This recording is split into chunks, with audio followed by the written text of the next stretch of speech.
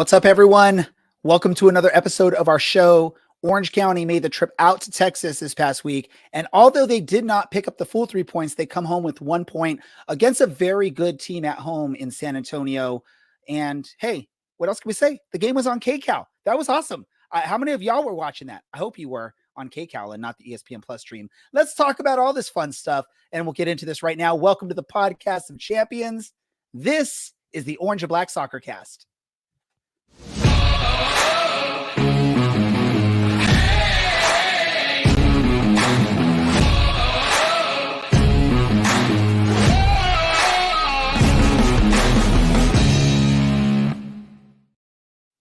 How's it going, Orange County? Welcome to another episode of the Orange and Black Soccer Cast, the first and only podcast dedicated to Orange County Soccer Club, its fans, and supporters. I'm your host, Ray Samora. I'm here to take you through this journey as we discuss all things Orange County Soccer Club. Let's see who's helping me out for this episode. First, we've got Mr. Brad. How are we doing, Brad? Why did it take you so long to remember my name there? I just wanted to make sure that you were who I thought you were, because I think, like most of us, I'm sure plenty of you all thought it was Colin Shuttler in goal to start the match this weekend. And we found out, midway into the match that it was, in fact, the youngster, Duran. I just wanted to make sure it was you and I wasn't being fooled. It's okay. Lots of white guys and with beards on this show. Yeah, that is actually a thing. That's like the theme here. Let's bring one of those bearded guys here, Mr. Larry. Larry, how long did it take you to figure out it wasn't Colin Shuttler in goal? 37 seconds. And then I was trying to figure out what the hell those announcers were talking about. I'm literally looking at Kerry going, that's not Colin. What are these guys talking about? Yeah, it was annoying. Look, you're a professional announcer on TV nationally. Learn your freaking job. But to be honest, Larry, the club released that it was Colin Shuttler. If you even look at the pregame show, they went with what the team released as Colin Shuttler. So I think they were just as surprised as the rest of us. Yes, but it took me 37 seconds. It took them 46 minutes. It took me at the Harp. We were actually looking at him. I was looking at him like, I thought Shuttler changed jersey numbers this year.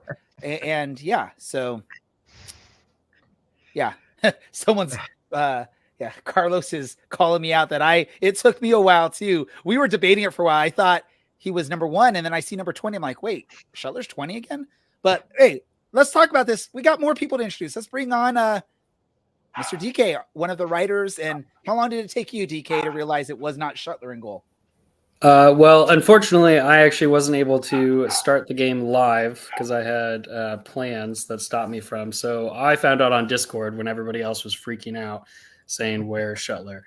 I was able to put it on KCAL at the second half while I was at a bar. But I already knew at that point.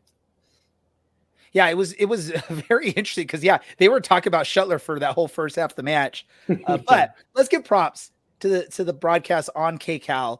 How cool was it?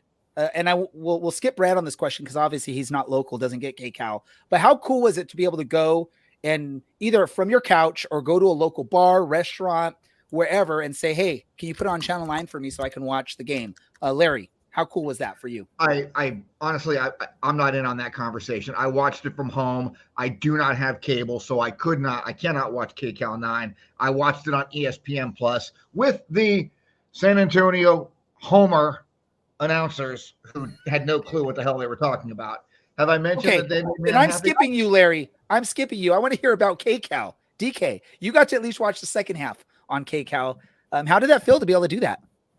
Oh, I thought it was amazing. I was, geeking out the whole time with all the people that I was with. That night I had other plans. We ended up at a brewery.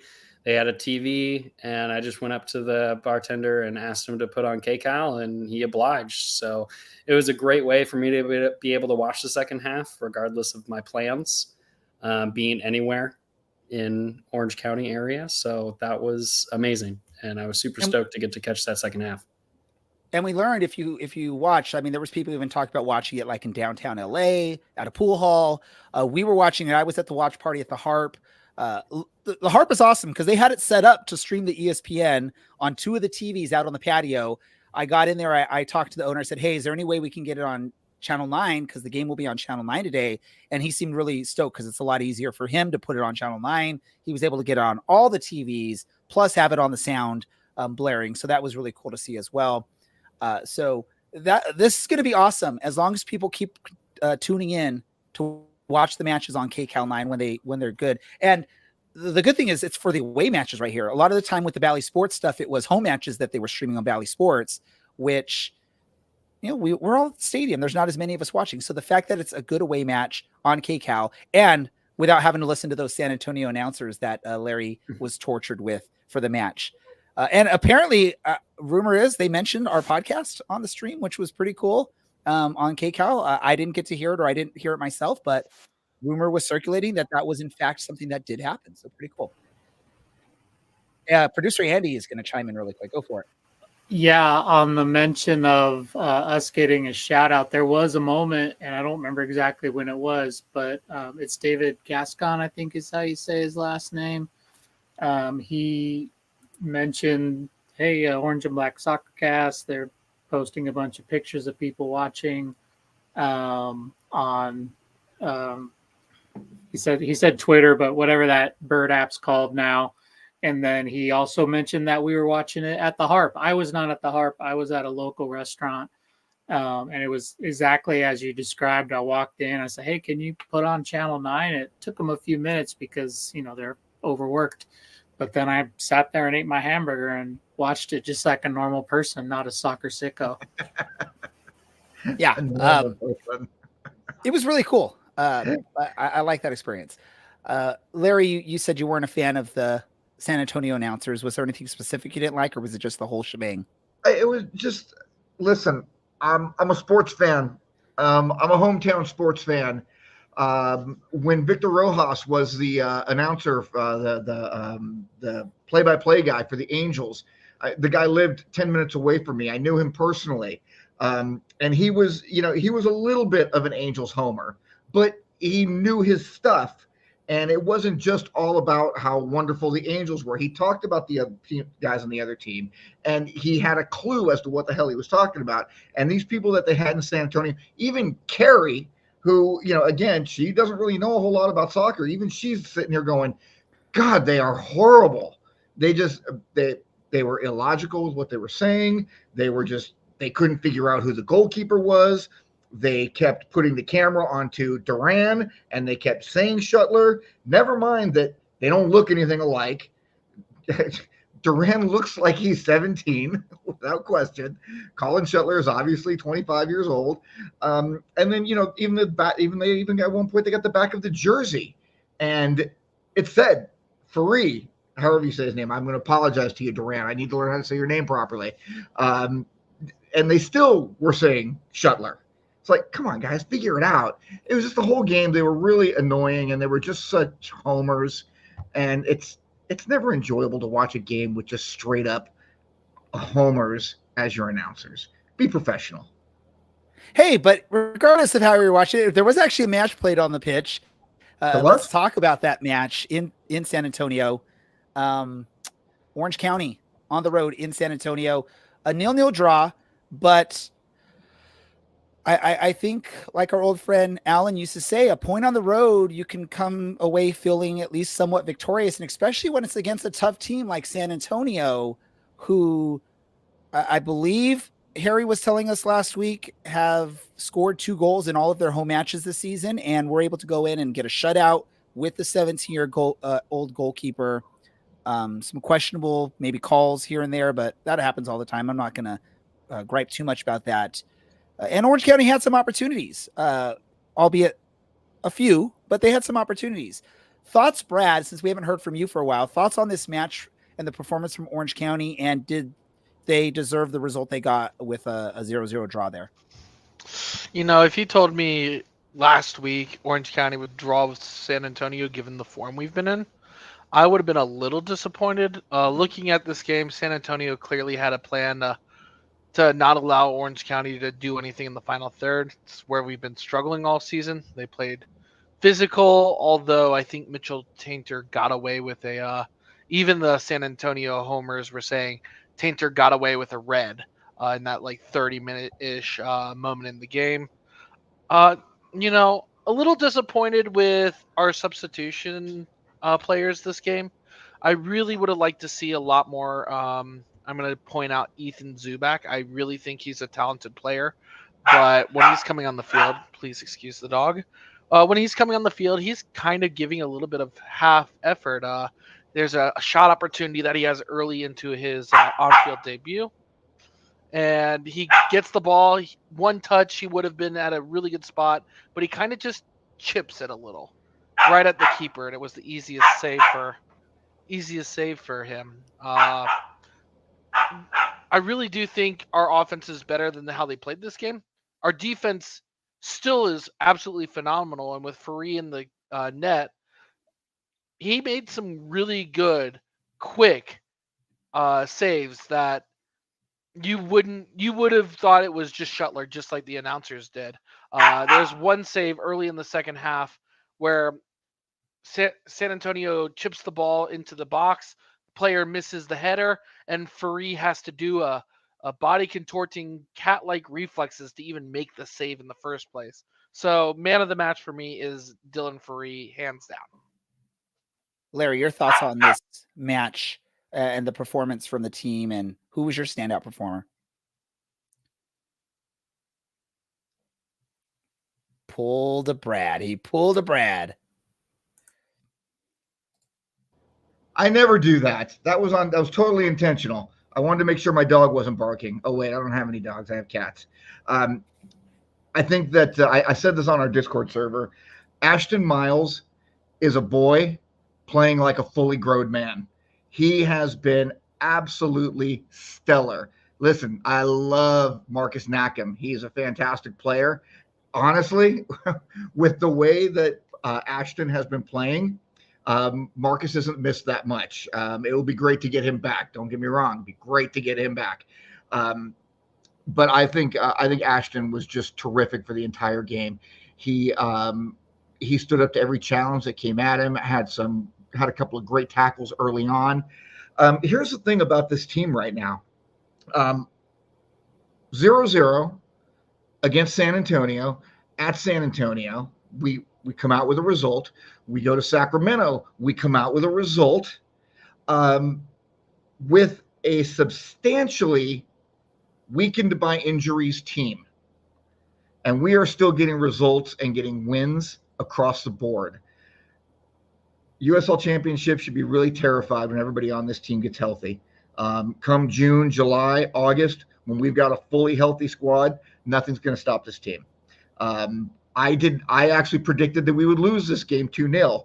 I thought that San Antonio, coming off a loss, would be pissed off. We don't have a lot of luck going to San Antonio, but you know what? We came out of there with a 0-0 draw, and I was happy about it. I thought it was fantastic. Yeah, I'll agree. It's a pretty good performance. Again, you go into San Antonio, it's a tough team. It's a tough travel, really.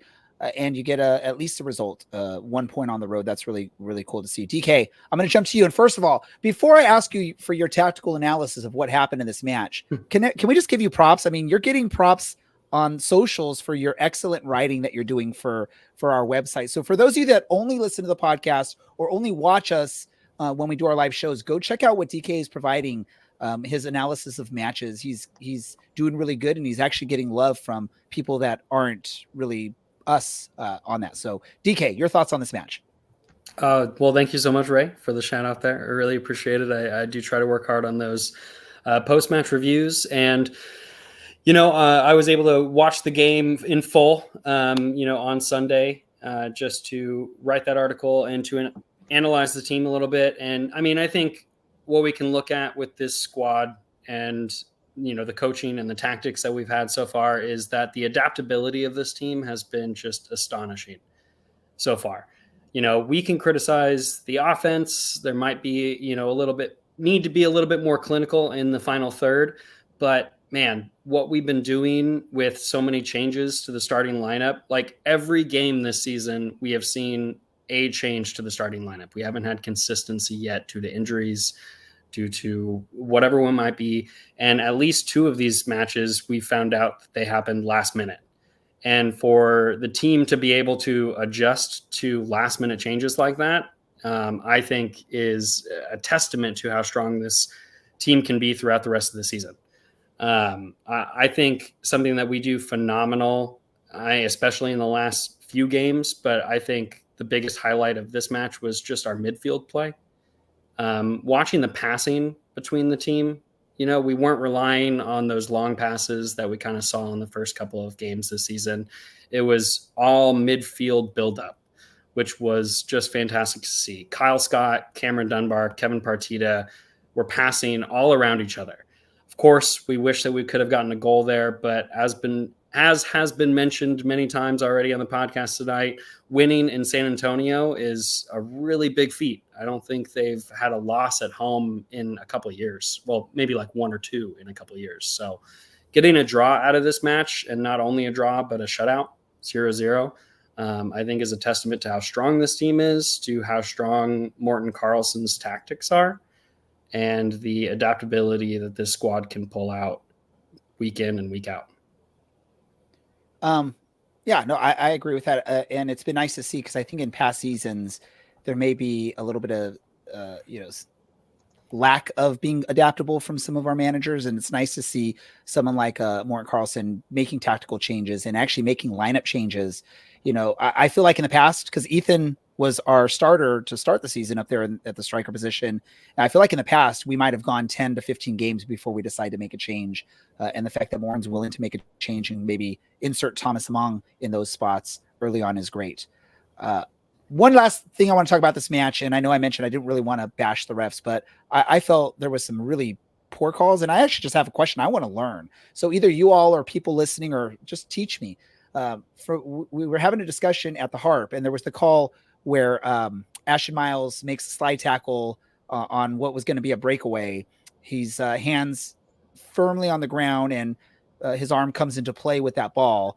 There was discussion that we had at the Harp that if your hand is on the ground like that and you're sort of diving in or leaning in and with your hand just to sort of prop you up, is it in fact a handball, or should it have been a no call there? And I believe Ashton got a yellow for that as well. So do y'all know how that all works by any chance? I'll go ahead and take the bait on this one. Personally, I think that is a handball. I don't know if I'd give it a yellow. I think rule of the law states it's something you can get a yellow for. However, I definitely think that's a handball on Ashton Miles. His hand is in an unnatural position, even if it's an incidental contact. The correct call there is to give the ball to the San Antonio team there. The yellow, I could see it given. I'm not offended by it at all. However, just unlucky for him. Yeah, and looking at that position, and there was a few other calls I wasn't quite excited about, but hey, that's what happens. We've talked about in the past. The referees aren't perfect. But hey, I don't want to keep our guest that we have waiting too long. We've made him wait a little bit longer than I think we were anticipating. But if you didn't know, Orange County now has a tough matchup this weekend, but at least this time at home against the team that they're equal on points with, but we have the one goal better on the goal differential. That's Sacramento Republic. Hello, everyone. Of the show from State of the Republic, Jared George. So Jared, welcome. Good evening, everybody. Good evening, Orange and Black Soccer Cast. Always good to be here. Of course, this being the second match, I'm not sure how happy I'm going to be because, just look at the last time we played. Yeah, the last time we played saw a great last-minute goal from Colin Shuttler. I'm sure those of you in Sacramento were loving that. I know you weren't at the match, Jared, but I'm sure you were loving that last-minute goal from the goalkeeper. Yeah, I loved it like a colonoscopy exam. Wow, that's fun. And I'm going to apologize right now if I do have a glitchy video and audio on my end. I am using backup internet on my end. I was having bad internet with my home internet, so I had to use my cell phone. So I apologize for those of you listening. Please don't be mean to me on that. Jared, how has Sacramento looked since they gave up 2 points to Orange County at home at the beginning of the season? It's actually been pretty good. We've had our moments. Last week we had played against FC Tulsa, and that was oddly enough a little rough. But then again, you factor in the heavy rain still sitting on Hard Health Park's pitch, and also some of the questionable referees calls. We've been doing pretty good. I mean, hell, this past match we had like 3 yellow cards called within the first 5 or 10 minutes or so. So that kind of tells you something. But yeah, I mean, the number 1 and 2 for the Western Conference, it's still going to be Orange County and Sac Republic FC. San Antonio, gladly they've fallen down, and it doesn't surprise me about Mitch Tainer. Should have gotten a red. That's his brand. If he either plays like a thug on the field or has a meltdown after an opposing goal. So what else is new? Yeah, I'm just going to open it up to my co-hosts on here. If anyone has a question for Jared regarding Sacramento or just anything in general, I leave it to y'all. Yeah, hey Jared, how do you feel like Sacramento has improved between game 1 and what we're coming into this weekend? What are they doing better than they were doing 6 weeks ago, 7 weeks ago, however many weeks we are into the season? Yeah, I think it's just chemistry with some of the newer folks, just getting folks that we had just recently signed going, like Trevor Amon. I mean, you've seen he's been pretty hot earlier on in the season. Also, Russell Cicerone coming back after serving that 1-game suspension from last season against Phoenix.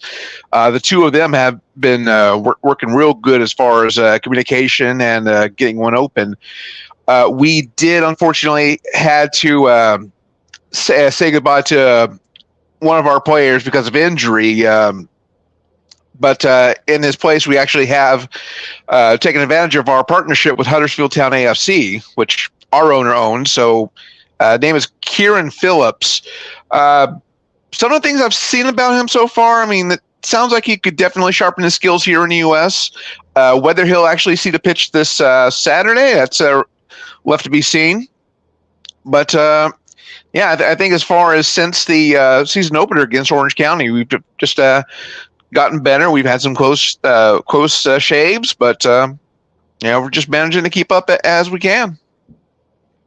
All right, so I did manage to catch a lot of your Sacramento game this past weekend against Tulsa. So I know Sacramento had a lot of this game where they were up a man. I think it was like 80 minutes plus stoppage after the 16th or 17th minute red card from Tulsa. The fact that Sacramento only pulled 1 goal and allowed a goal to be scored by Tulsa, is that more just unlucky, or was there something missing from the Sacramento offense this past game? No, I would definitely say it was unlucky. I mean, there's various factors. I mean, the fact that we had our goal and then they fired back so quickly, I mean, it's just rather unfortunate. Then again, we had I want to say we had 22 shots, and only a few of them were on aim. It's something that I've really, had questions about, as far as our club. The fact that we have these finishing opportunities, and yet we sail it right above the bar or just randomly off where. But I mean, if we can tone those down, I mean, then of course Republic's going to be more of a bigger threat. But that's unfortunately is not going to change overnight. But I don't know. Had the weather been fair, pitch perfect and dry and everything like that, I would have seen it a little bit more competitive than even just the 1-1. All right, my second question for you.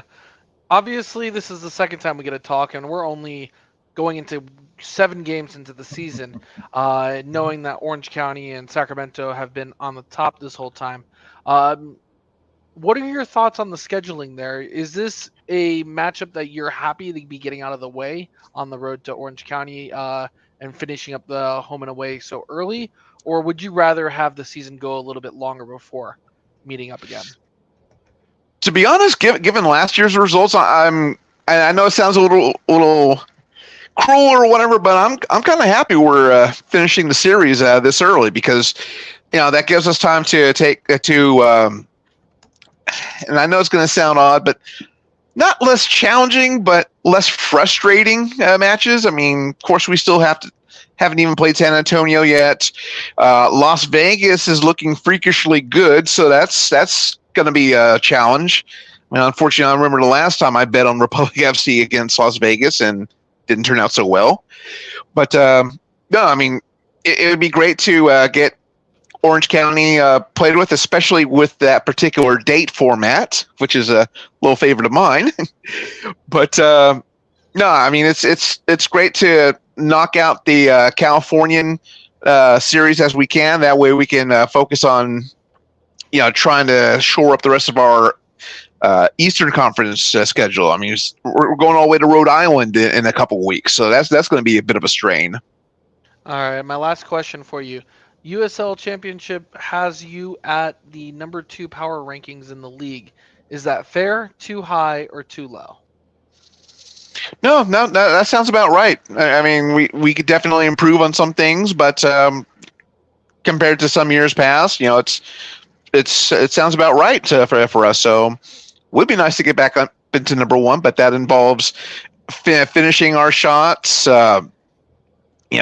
Obviously lowering down on the yellows, but no, I mean that sounds about a fair position.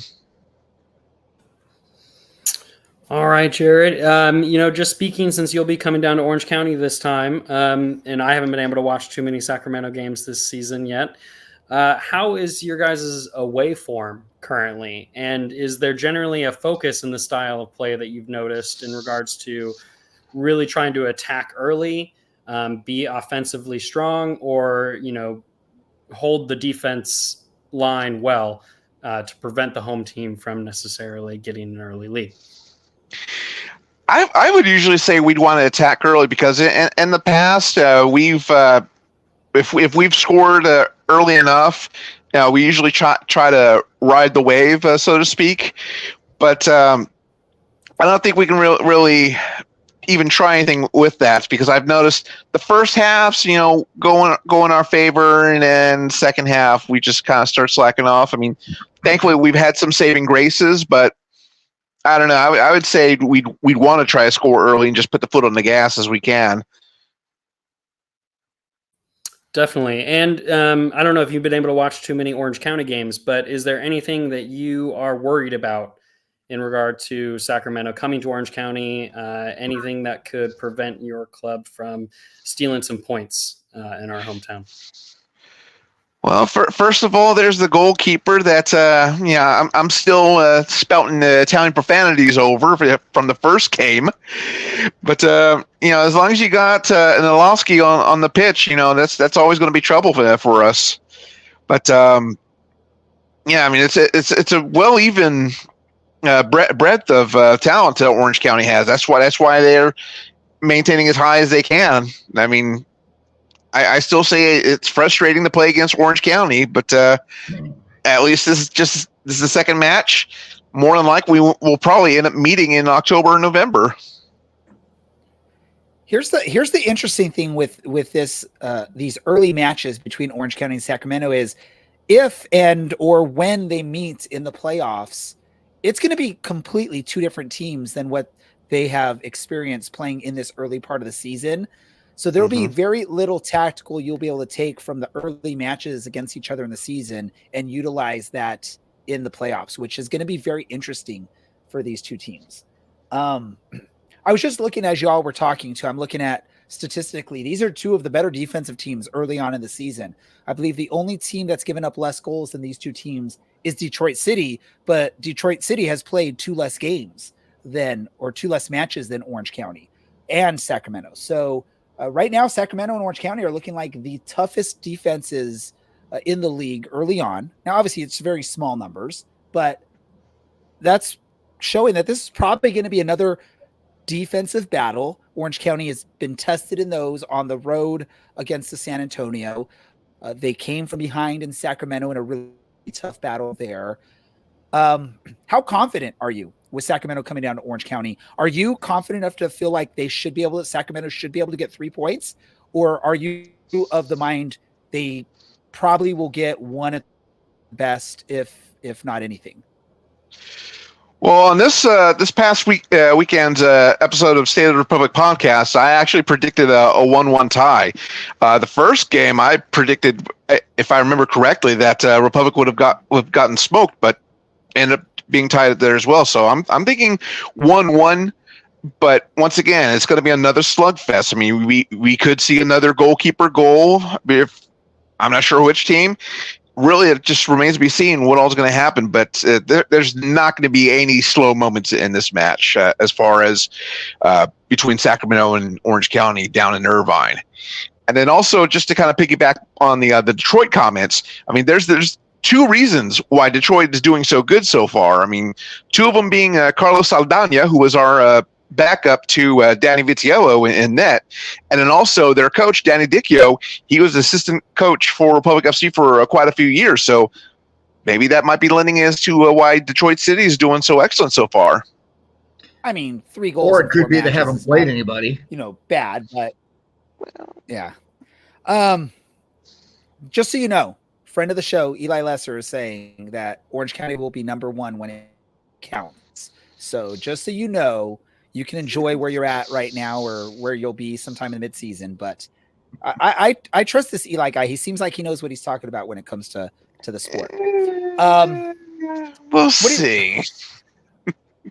I know you don't live in the Sacramento area. I know you're a remote fan for Sacramento, right? Mm-hmm.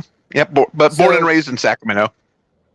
And I would assume you have friends and you keep in contact with a lot of the local fans of Sacramento. Have you heard anything about the numbers of fans that are planning on making the trip down to Orange County for this match? I've heard a few that are looking to go down. I don't have a firm number. I just mainly heard within local fan groups as far as that goes. So do expect some Republic FC fans down there. I wouldn't exactly say like a full takeover or anything like that, but I mean, aside from Monterey and Oakland, that's. I mean, y'all are the closest to us since we no longer have Reno, no longer have Portland or anything like that. So, expect a few fans here and there out there. Yeah, it's very interesting as an Orange County fan that the other California teams are all up north, and we don't have any like Southern California teams to go against anymore like we used to have in the past. So that's very an interesting shift of the dynamics for USL in the state of California. Yeah, absolutely. I mean, I miss going down to San Diego. And of course, there was the one time I went to Irvine, basically up for 24 hours with no hotel. There we go.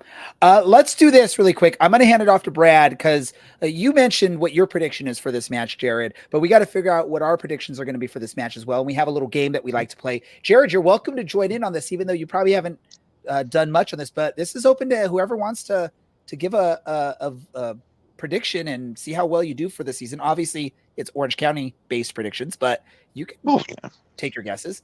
Brad, where are we at with this?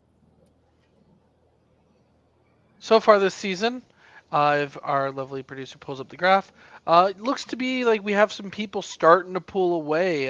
First place, solidly in first place by himself, is Kayvon with a 20 out of a possible, 25 points on the year, which is honestly pretty outstanding. Oh no, sorry, through 6 weeks, it's 20 out of 30. Taylor and Andy are 1 point behind at 19, and then a little gap before former first place 2 weeks ago. Nathan is in third, and then a couple of people at 16 and 15.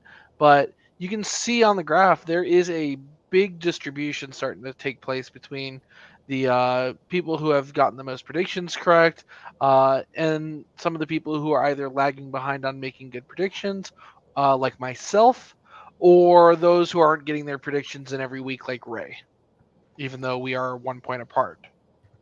I feel like I've only missed like 1 or 2 predictions, though. I haven't missed many.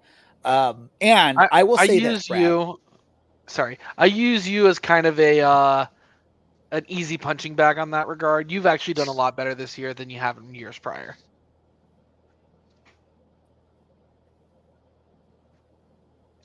And I believe Ray's internet just went kaput. Anyways, I'm going to go ahead and continue. This prediction wise, so far this season, very, very solidly, we're getting 30 to 35 guesses a week, which is about 3 times what we were averaging in prior years. So, keep getting those predictions in. They're open right now. You guys are killing it out there. Yeah, we appreciate everyone for taking part in this contest. It's something that we started a while back. Brad sort of made it a little bit easier for people to participate with what we do and with a form and everything. And it's fun. And can I say, typically by this point, 6 games into the season, I'd already be like out of it. I would have no shot. I'm actually keeping myself slightly into this, which I'm proud of. And we'll see if we can keep this thing going. So let's get the predictions for this upcoming match. Make sure if you're listening live, share your predictions in the comments, and then make sure you actually officially submit them via the form that we have. So I'm going to go. We already heard Jared. Jared's going 1-1 in this match, a draw between Sacramento and Orange County. I'm going to go to you, DK. I want to hear from you first. All right, I'm going to be a little overly positive just to try and, shift things and maybe get some extra points on the prediction here. I'm going to go with a 3-1 Orange County. I think eventually our offense has got to click, and I think at home against Sacramento that it's going to finally happen. We're going to get quite a few goals. However, I don't think that a shutout will be entirely possible against a strong offensive Sacramento team, especially with Cicerone and Amon. What about you, Larry? Well, for starters, I suck this year with my 7 points, and I have made a prediction every single week. So I am not on my game at all this year. However, I have a bottle of 10-year-old Eagle Rare with me right here. And if you see right there, that little 10, put a hyphen in between the two of them. That's going to be the score of this week's game, 1-0. I just haven't figured out who it's going to be 1-0 to yet. No, what am I kidding? Come on now. OC, 1-0. Ethan Zubak opens his account. I was going to say, you were scaring me there for a moment, Larry. Brad, what's your prediction for this match? I'll go ahead and make your worst nightmares come true. I do believe, given our recent form, this is going to be a rough game. I'm starting to lose a little bit of confidence in the attack, but not the defense on Orange County. I'm going to say it's going to be a 1-0 Sacramento game, however. Boo that man. Wait. He's worried about our form? Aren't we like back-to-back shutouts at this point? I mean... Yeah, we're back-to-back shutouts, but this past game, we looked completely lost on offense. Among starting, I really don't think that's his best position on the team, and we're still struggling to get into that final third.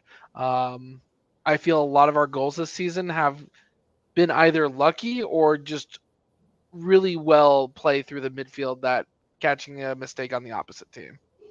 And actually, correction, back-to-back-to-back shutouts for Orange County heading into this match. So Brad's talking about form. Our defensive form is looking amazing. It looks like we should expect another shutout the way they've been playing. So I don't know why you're so negative on this, Brad. Here we go. I'm going to just go crazy on this one. This will be my first crazy prediction of the year, and I'm hoping it comes true. I'm going to go 4-0 Orange County in this match. They're going to open up the scoring while continuing their great defensive form, a 4th straight shutout, plus 4 goals for Orange County in a magical destruction of Sacramento here in Orange County. And the Sacramento players and fans will be boarding that Southwest Airlines flight back home with tears in their eyes. Sorry, Jared. All I gotta say is, if Brad's prediction is right, look for a package of brisket and maybe some 6-pack of Adios Pantalones from Dallas Fort Worth. So, I'm sorry, Now, you is can that- keep your Texas barbecue. Carolina barbecue is so much better every day of the week. No. Oh, this is no, going to turn no. in. Hey, No. you know what? No, I was just Everybody in the in chat, boo Memphis. Brad again. Boo Brad for his prediction. Boo Brad for talking about North Carolina brisket over Texas brisket. I didn't You say stop it brisket. right now. He didn't I say said brisket. He said barbecue. barbecue. Yes, Whatever. It's different. No. It's pulled pork out there in the Carolinas, buddy. it's how you season it. That's the difference. And I'm sorry, I've had Texas barbecue, or at least something close to it here in Arizona. And of course, Who would turn down a beer called Adios Pantalones? I'm a That is whiskey true. drinker. That is true. But let me just say, I was recently in Memphis, and my internet, I think, crapped out as I'm saying this. But if you can still hear me, Nope. yeah. Are you okay there, Brad? I did have a great steak at this. Oop. He's hearing praise about barbecue not from Carolina, so he kind of choked up a little bit. I have Okay. nothing against other barbecues. I am just sentimental towards a good Carolina barbecue sauce. Look, the only thing Carolina's good for is basketball and tobacco. And I quit smoking and I don't play basketball anymore because I'm 54 and my knees are shot. So Wow, we're really losing control of this podcast because it's just steered down a barbecue lane here. Jared, All right. any last message you have before we let you head off into the sunset in preparation for that Sacramento loss this weekend? Well, first of all, congratulations on getting TV rights over to KCAL. I mean, that sounds like a great deal y'all have, especially with the big spread across the LA, Orange County that you have. And definitely tune in. I mean, this is definitely going to be a great match. I mean, whether you're at the match there in Irvine or if you're watching in the surrounding area, definitely pick up on KCAL. I had to use ESPN Plus as a backup, unfortunately, because Fox 40 was experiencing website issues. But nonetheless, tune in, get there. It's going to be a fantastic match. But just leave the party favors for the day at home. You know, we don't need you getting busted. Hey, leave that to me.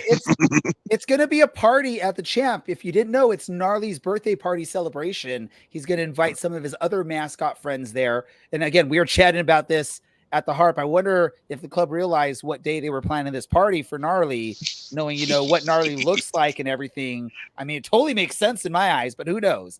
But Jared, as always, thank you for taking some time to speak with us about Sacramento. Best of luck the rest of the season other than this weekend. Yeah, likewise, and I appreciate you for having me on. And either way, some of us are going to be smiling at the end of Saturday on that special day. Perfect. Thanks, Jared. Thank you so much. Ladies and gentlemen, we have something new for you for this episode. It's something we're working on as we're going through stuff. And again, my internet, I apologize if there's any difficulties hearing me, but we heard it's a birthday of one of the players today, Mr. Ethan Zubak, and we're going to do the debut of this next segment. And this is called Two Truths and a Lie. Hi, I'm Ethan Zubak. I'm a forward, and I play for Orange County SC.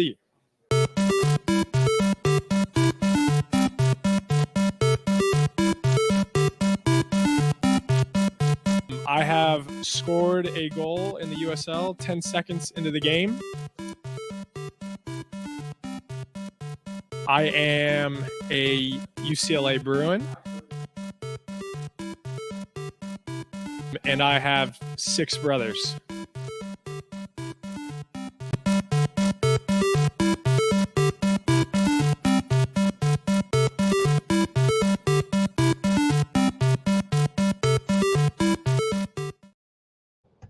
All right, so there you have it. Those are the 3 options you have. 2 of them are true.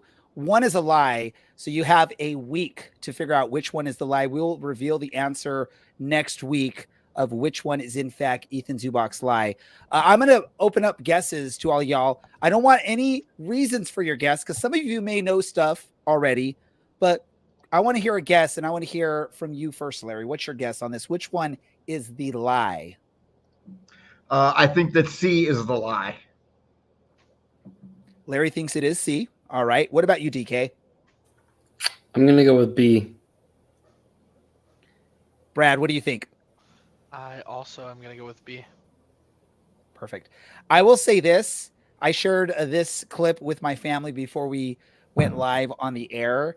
And I'm just going to say this. I'm not going to tell you what they answered, but none of them got it right. So there was actually some trickery going on, and people were trying to pay attention to all the little details of things going on this to try and guess it. But again, my family didn't get it right. And I know the answer, and I don't want to potentially give it away with my facial expressions as I talk. So I'm not going to even take a guess on this. So again, you have a week to figure that out. We will reveal it next episode. With that said, let's get into some, before we go to what we learned today, I just want to ask, is there any important random thoughts that anyone wants to discuss before we wrap things up?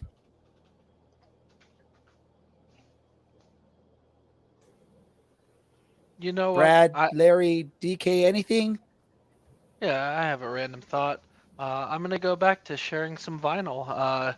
First of all, Record Store Day is this Thursday or this Saturday, on the momentous occasion holiday. This week I got a brand new, just released last week, a compilation album by Linkin Park that just released this past week, including their newly released / recorded before he passed a single, Friendly Fire. Really good song, really good album, just a bunch of singles from their years. Also, Russell, I've watched the first 2 episodes of that show. It is fire. I am 6 episodes into it, and it is outstanding. Really, really enjoying it. Yeah, and I guess I'll piggyback off of Brad there, who mentioned Record Store Day. And if you're, Orange County, Southern California local, a great record shop to go to for Record Store Day is Fingerprints in Long Beach, as you can actually just reserve the record that you want and come by and pick it up, so that you don't have to wait in, an hour or 2 line on the Record Store Day to get the exclusives. So if you go to their website, you can actually reserve it and pick it up on the day at your leisure. It's a great record store, fairly famous in the Southern California area. Again, that is Fingerprints in Long Beach. But isn't the fun part of going to a record store, even if it's Record Store Day, actually digging through and scroll, fingering through all the different records that are available for you to choose from and seeing what there is and what there isn't? It is. But as somebody who's been to multiple record store days, waiting in line at 4 a.m., I will just say that not having to wake up that early in the morning and instead reserving the record that you want to see if it's available is a lot better and more convenient for those who don't like waking up that early. Makes sense. Totally makes sense. I get it. But isn't the fun waking up and waiting in line also at 4 a.m? That's part of the fun of Record Store Day. Sometimes collecting isn't about fun, Ray.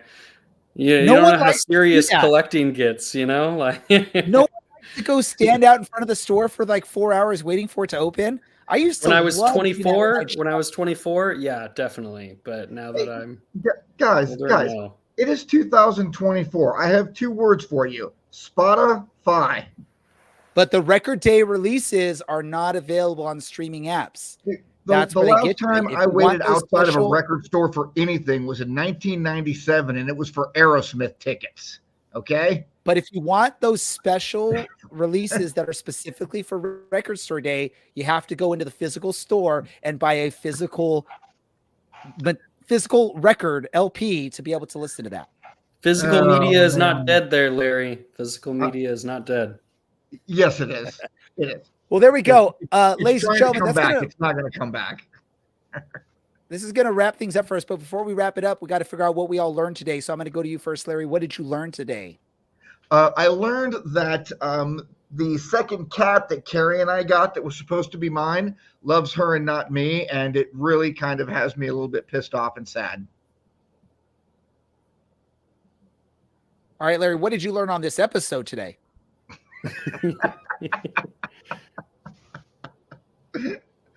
What did I learn on this episode? I learned that potentially Ethan Zubak might be a Bruin, which is weird because I'm a UCLA guy, and if he in fact is, I should know that.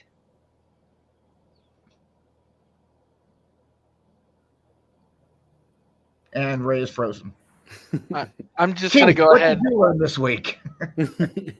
I think Brad's got it first. Oh, I was going to give it to Keith as well. I was going to say I'll take over. Okay, Keith, what you learned today? What I learned today is that Sacramento has also gotten a lot of shutouts, and they are also a defensively strong team. So that if we want to get 3 points out of this week, that we need to see some change in our offensive structure and get some goals. All right, and I'll go We ahead got and Dr. Evil go up in the upper last. right then. side of the screen here.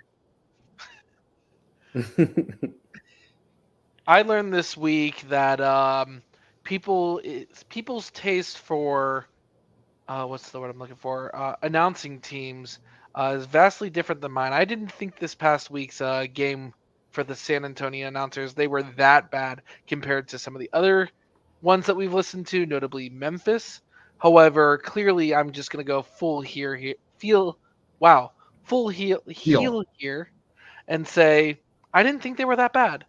I'm with you, Brad. I didn't think they were that bad either. But You we were in a didn't- bar, Keith. You couldn't hear them.